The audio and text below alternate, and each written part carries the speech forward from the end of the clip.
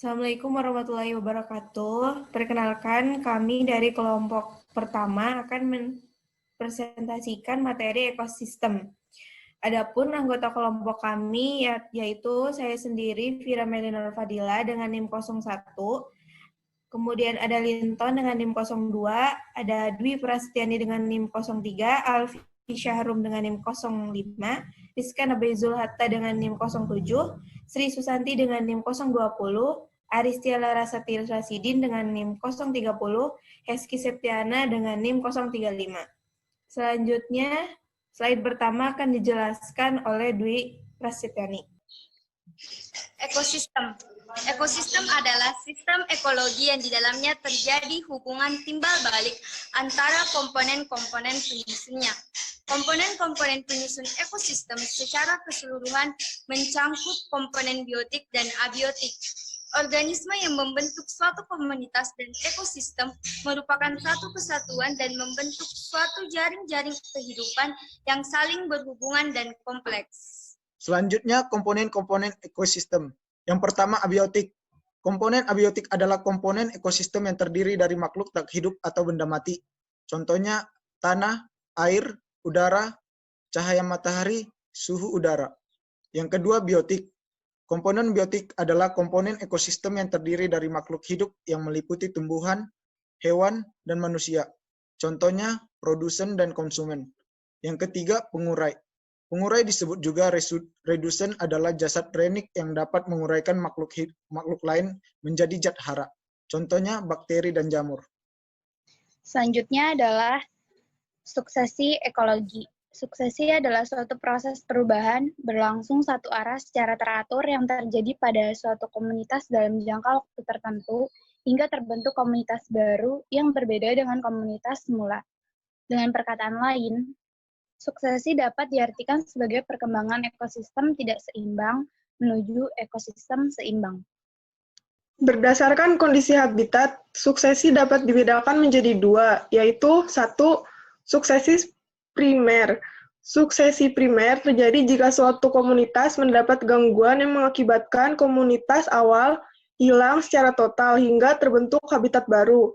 Gangguan tersebut dapat terjadi secara alami maupun oleh campur tangan manusia. Dua, suksesi sekunder. Suksesi sekunder terjadi jika suatu gangguan terhadap suatu komunitas tidak bersifat merusak total tempat komunitas tersebut sehingga masih terdapat kehidupan atau substrat seperti sebelumnya. Selanjutnya ada faktor yang mempengaruhi suksesi.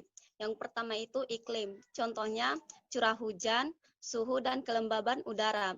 Dan yang kedua ada fisiografis, contohnya topografi. Dan yang terakhir ada biotik, contohnya meliputi pengaruh jasad kehidupan baik hewan maupun tumbuhan. Baik, untuk selanjutnya yaitu ada koevolusi tanaman dan herbivore.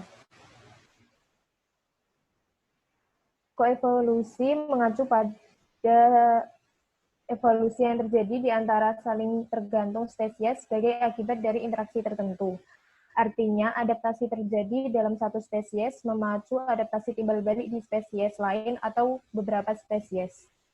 Selanjutnya yaitu berikut ini adalah beberapa bagian dari koevolusi tanaman dan herbivore. Yang pertama adalah ekologi komunitas. Interaksi antara organisme biologi dalam ekosistem atau bioma menentukan jenis masyarakat di habitat tertentu. Yang kedua adalah interaksi antagonis. Interaksi antagonis koevolusi diamati di predator, mangsa, dan host parasit. Yang ketiga adalah interaksi mutualistik. Koevolusi mutualistik interaksi yang terjadi antara spesies melibatkan pengembangan hubungan yang saling menguntungkan. Yang keempat adalah interaksi komensalistik, yaitu koevolusi komensalistik interaksi antara hubungan di mana satu manfaat spesies sementara yang lain tidak dirugikan. Selanjutnya yaitu ekosistem pertanian dan ekosistem alami. Ekosistem pertanian atau agroekosistem merupakan salah satu bentuk ekosistem binaan manusia yang berkembangnya ditujukan untuk memperoleh produk pertanian yang diperlukan untuk kebutuhan manusia. Dan ekosistem alami juga bisa merupakan ekosistem pembentukan dan pengembangannya berjalan secara murni atau bisa juga dibilang secara alami tanpa campur tangan oleh manusia. Ciri-ciri ekosistem pertanian. Yang pertama, agroekosistem sering tidak memiliki kontinuitas temporal. Yang kedua, struktur agroekosistem didominasi oleh jenis tanaman tertentu yang dipilih manusia, dan itu pun seringkali merupakan jenis tanaman baru yang dimasukkan ke dalam ekosistem tersebut. Yang ketiga, sebagian besar agroekosistem tidak memiliki diversitas biotik dan genetik yang tinggi. Lalu, ciri-ciri ekosistem alami. Yang pertama, terdiri dari banyak spesies tanaman dan hewan. Yang kedua, keanekaragaman genetik yang sangat tinggi. Dan yang ketiga, sinar matahari adalah sumber energi, dan energi ini mendorong semua siklus biologis.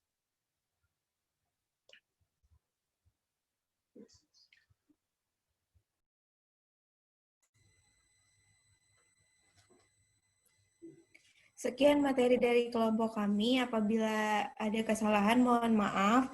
Apabila ada teman-teman yang mau bertanya, silakan bertanya di kolom komentar atau di diskusi WA. Terima kasih.